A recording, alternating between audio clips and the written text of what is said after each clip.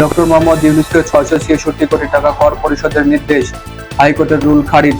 Nobel বিজয়ী অর্থনীতিবিদ এবং গ্রামীণ ব্যাংকের প্রতিষ্ঠাতা ডক্টর মোহাম্মদ ইউনূসের বিরুদ্ধে জাতীয় রাজস্ব বোর্ড এনবিআর এর ৬৬৬ কোটি টাকা কর দাবির বিরুদ্ধে করা রিট খারিজ করেছে হাইকোর্ট।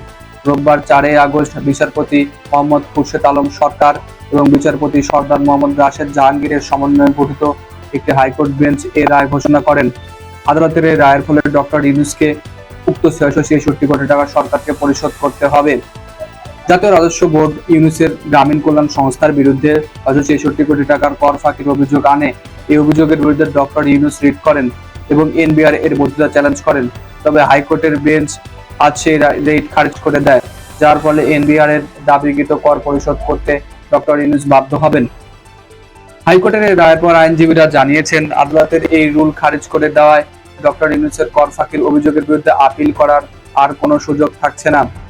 আদালত ডক্টর ইউনূসের পক্ষে শুনানি করেন আইনজীবী ব্যারিস্টার আব্দুল্লাহ আল মামুন। তিনি মামলার শুনানি করার পক্ষে বিভিন্ন দাবি দেওয়া এবং প্রশ্ন তুলেছিলেন এবং আদালতের বিভিন্ন যুক্তি উপস্থাপন করেন।